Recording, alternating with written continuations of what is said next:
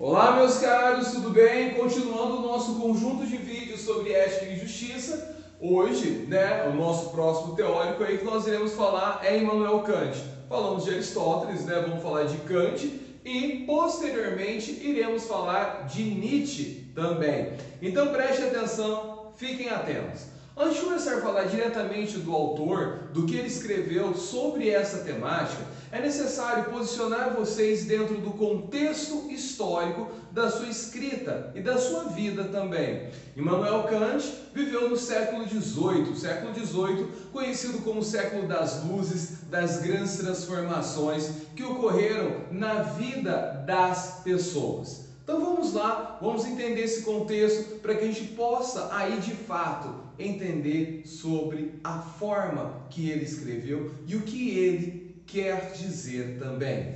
Então vamos lá. Immanuel Kant, seu contexto histórico, viveu sobre a queda do antigo regime. Como vocês já sabem aí, a queda do antigo regime se dava na forma política ao absolutismo, a queda dos reis absolutos na Europa, neste momento. Por outro lado também, havia a queda ali do mercantilismo, do processo econômico que envolvia a intervenção do Estado na economia. Estamos no século XVIII também, com o período da queda dos privilégios de clero e nobreza, que não pagavam impostos, que se achavam melhores do que os outros e atuavam exclusivamente nas interferências ali, tanto na política como também na economia. Então, nós temos esse contexto de queda, Então vamos lá, preste atenção. Por outro lado, uma nova visão surge no mundo. Que visão é essa? A visão ali do iluminismo, tanto é que o século XVIII é chamado de século das luzes, as luzes do conhecimento. As ideias aí, no caso, que vão falar sobre liberdade e igualdade, estavam em evidência nesse momento, principalmente ligados à liberdade, já que a definição ali sobre como as pessoas deveriam viver, como as pessoas deveriam agir, era proveniente das ações do antigo regime e ficavam muito por conta das ações do rei, das ações da nobreza, das ações da aristocracia ali que tinha naquele momento. O que de tal forma ali não havia participação popular. Não havendo participação popular, a ideia de liberdade é definida por um grupo restrito que não ali praticamente corresponde àquilo que eram as ideias do povo. Assim como a igualdade, naquela época, ela estava muito distante de ocorrer. Eu não estou falando em igualdade social, mas eu estou falando em igualdade de participação política. E aqui a participação política resumia-se aos grupos da nobreza e do clero também. Então o século XVIII vem questionar isso. Não é à toa que nós temos aqui um cara que vai escrever, que será o John Locke, que vai falar dos direitos naturais. São os direitos que o indivíduo adquire quando ele nasce. No caso, o direito à vida, o direito à propriedade privada e o seu direito à liberdade.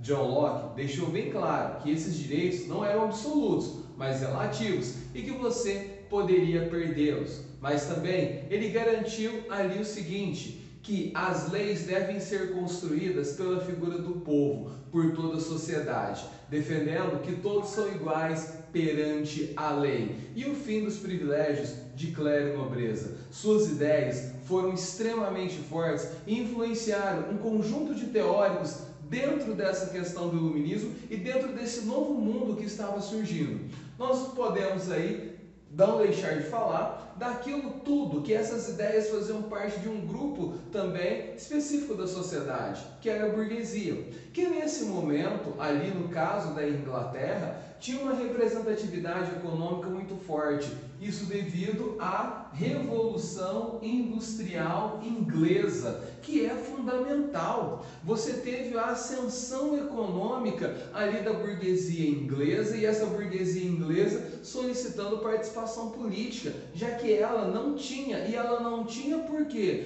Porque as ideias sobre participação política eram ali voltadas aos privilégios ali de nascimento. E uma figura de uma palavra é muito defendida nesse momento, a figura do mérito. Bom, Clélia Nobreza tinha o mérito por ter conseguido o que conseguiu? Quem tem mérito de fato? E outra, não devemos ser considerados todos iguais? Quem falou ali que o rei é melhor do que os outros? Quem falou que os nobres são melhores do que os outros?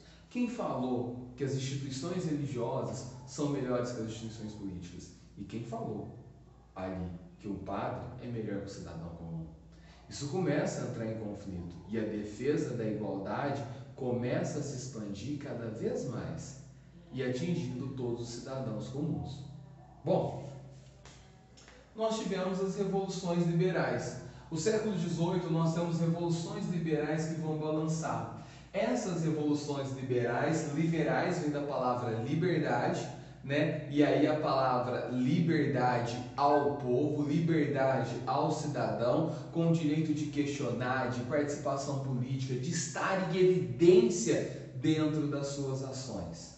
E essas revoluções liberais influenciam todo o contexto do século XVIII. Influenciados ali pelas ideias iluministas e pelo desejo de maior participação popular, pessoas saíram à frente e fizeram as suas grandes revoluções, aonde o antigo regime tem a sua prova de queda e o povo de fato passa a assumir o poder e governar com seus próprios passos, defendendo seus próprios anseios.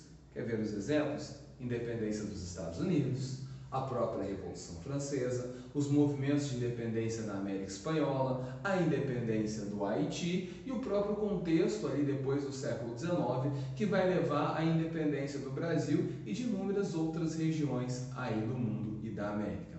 Meus caros ilustres amigos, este é o contexto histórico que Immanuel Kant vai desenvolver sua escrita. Até mais!